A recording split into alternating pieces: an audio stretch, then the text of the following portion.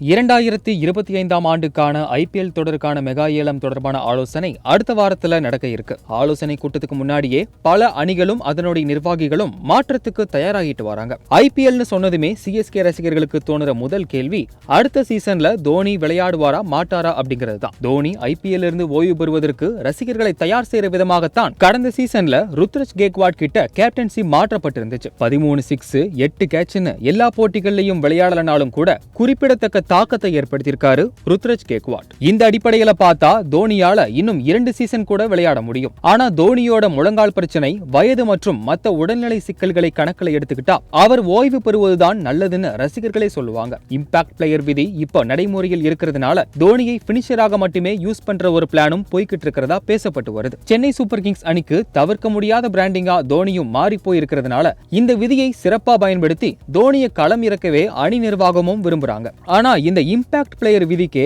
ஆப்பு வைக்க போகுதாம் பிசிசிஐ. அணிகள் தக்க வைக்கும் வீரர்களோட பட்டியலை அறிவிக்கும் நேரத்துல தோனியோட முடிவையும் கொஞ்சம் தெரிஞ்சுக்கணும். குறிப்பாக அணியின் பர்ஸ் வேல்யூவை அதிகரிக்கலாம்னு பரிசீலிச்சு வர்ற பிசிசிஐ இம்பாக்ட் பிளேயர் விதியை பத்தி ஒவ்வொரு அணியிடமும் கருத்து கேட்க முடிவு செஞ்சிருக்கிறதா தகவல் வெளியாகி இருக்கு. 3 சீசன்லயும் இம்பாக்ட் பிளேயர் விதியை சிறப்பாக செயல்படுத்தி வர்றாங்க சிஎஸ்கே. ரோஹித் சர்மா, விராட் கோலி, முகேஷ் குமார், அக்சர் பட்டேல் போன்ற இந்திய வீரர்கள் இம்பாக்ட் பிளேயர் விதிக்கு எதிராக பேசி வரும் நிலையில இம்பாக்ட் பிளேயர் விதி ஒருவேளை நீக்கப்பட்டுட்டா தோனியை செலக்டிவாக கூட சிஎஸ்கேவால பயன்படுத்த முடியாது.